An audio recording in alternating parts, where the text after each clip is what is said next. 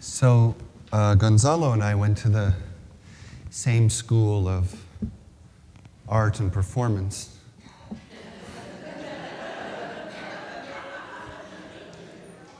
Do you know what it means, right?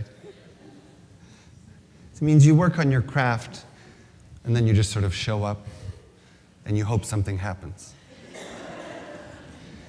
But you trust that if you start from the heart, it'll be okay. And it's funny because there were actually so many different ways, I have to be honest, that I thought of starting this part of the ceremony, their service. And then just before I got up, I had a little realization, which is that Mother's Day is an easy day for me. I had a wonderful mother. You know, no one's perfect, but pretty good stuff. Not a lot of complaints. Maybe too much mothering, but, you know, I guess that was the whole point. I only figured that out a year ago. But anyway, and then I have to say also, you know, motherhood is something that's been very dear to me. And many of you who know about my relationship with my son and details of my life know that for a lot of his life, really, I played kind of a very mothering role. And I have to say, you know, that was probably the best role of my life. Changing diapers, cooking, being up in the middle of the night, whatever it is that you can think of in caring for a child or a baby. I mean, for me, these were just things that weren't just natural, but they were life-giving and affirming.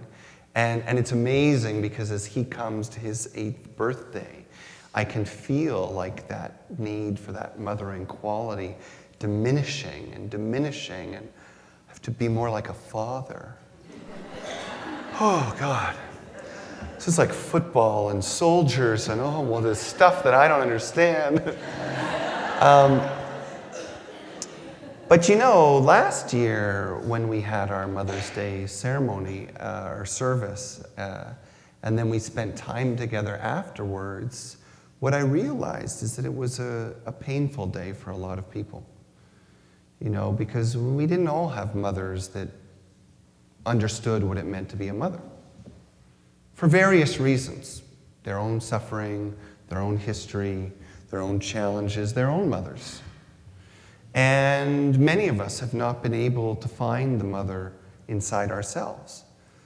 And so Mother's Day, for a lot of people, is kind of an awful day, or a difficult day, or a day that just brings up a lot of stuff. Which makes it all the better, right? I mean, why not have these important times that mark the archetypes of human consciousness? It's not just another day for greeting cards and e-cards and flowers, although I'm clearly willing to celebrate anything at any time. But when we have this opportunity, we can look deeper. As a community that looks deeper, as a community that sees God in all, or seeks to see God in all, we can question, where is the consciousness of mother in me? Where is it in my family? Where is it in my world? And where is it missing?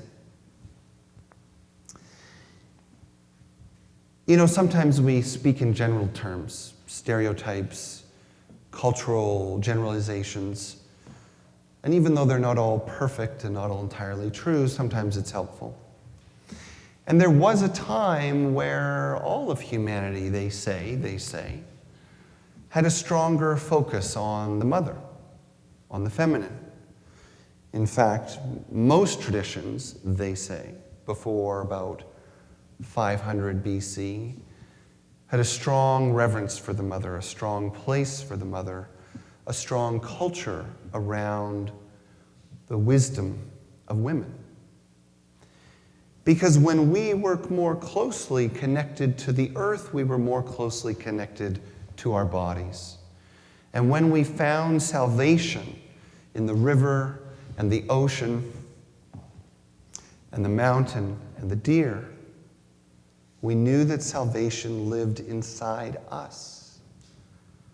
When the stones and our bones were understood to be connected, to be one substance, then nature was not enemy, was not wilderness. It was home. It was home.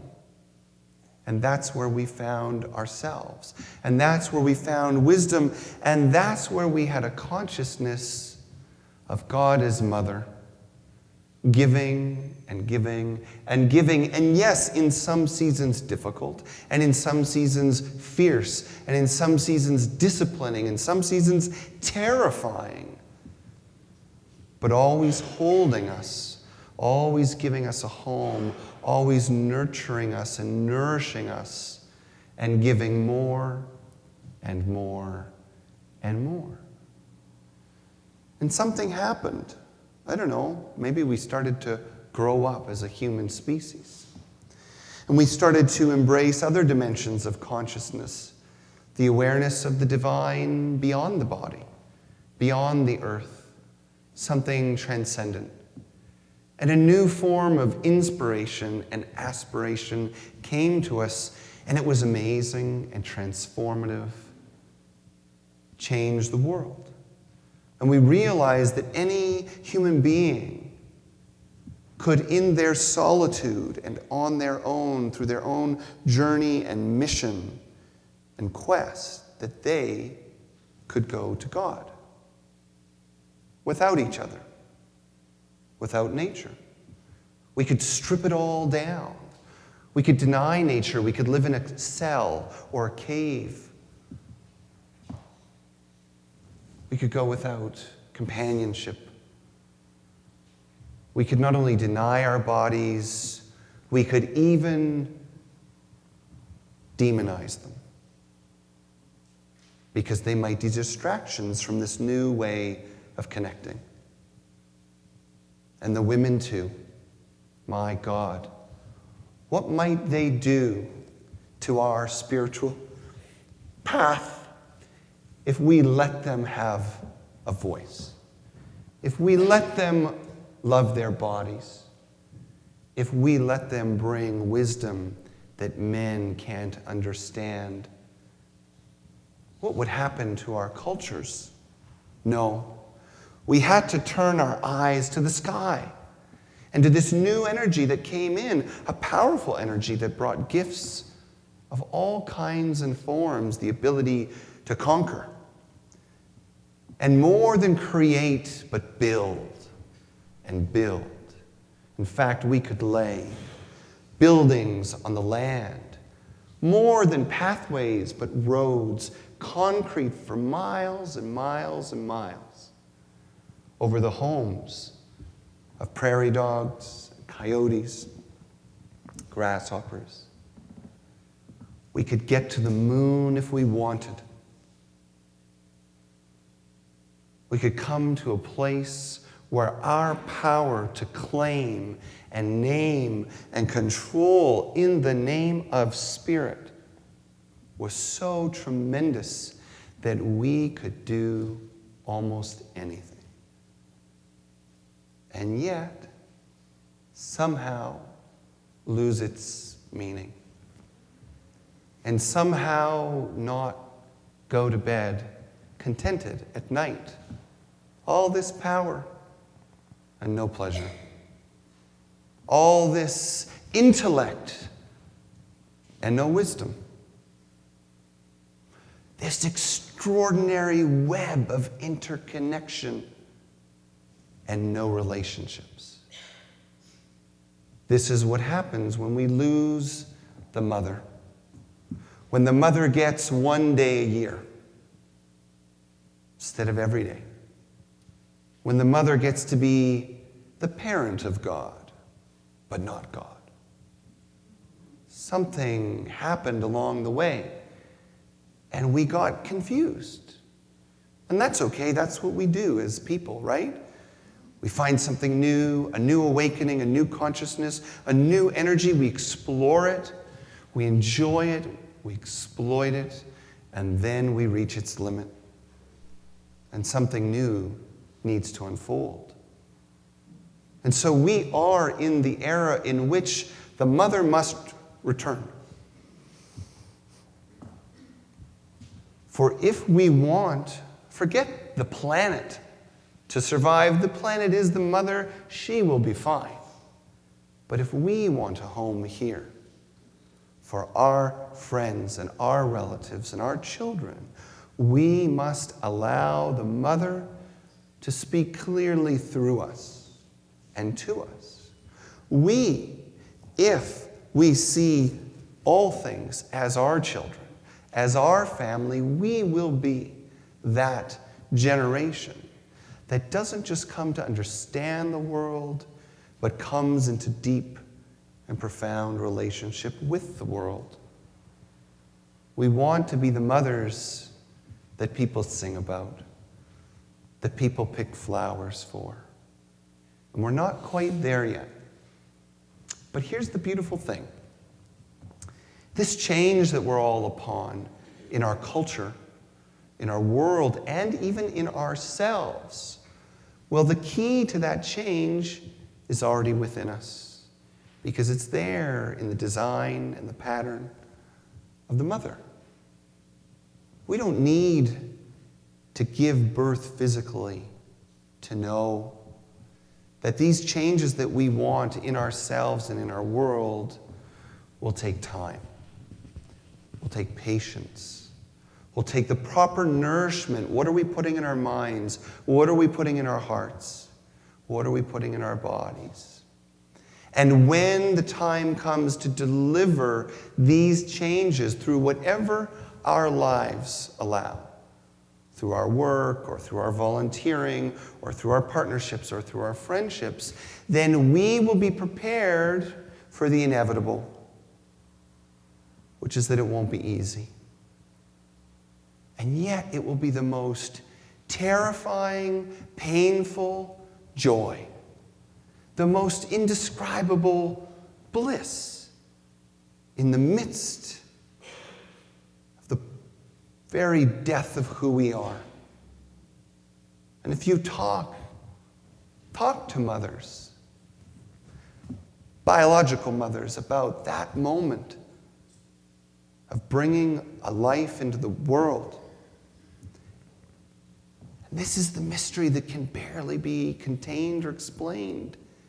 Such pain and joy in the same moment. We are all capable of this. And this is what the world longs for. Our courage, our willingness, our compassion. And this too is what our spiritual journeys long for.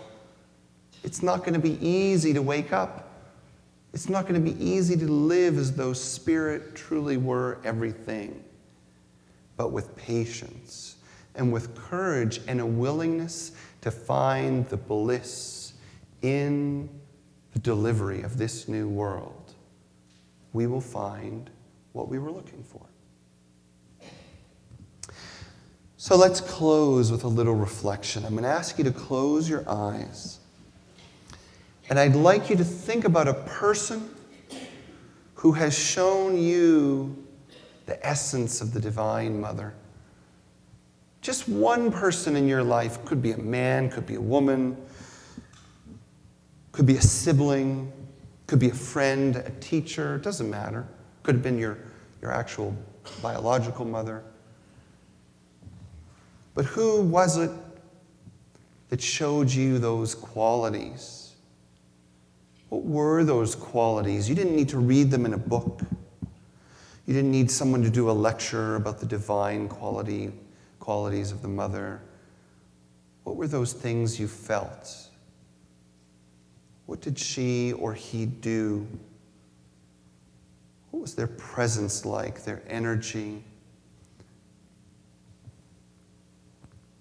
Can you remember those qualities of the Divine Mother?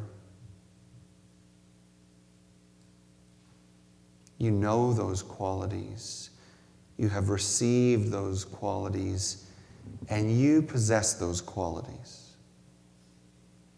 Maybe you take a moment and think about when you have shared them, who you have shared them with, or what you have shared them with, a place or a project or a pet.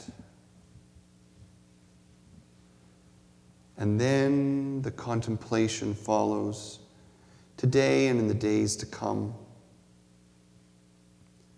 In what areas of our life do we long for the Divine Mother? What are the opportunities before us where we may remember those same qualities and bring the light of the sacred feminine to the world?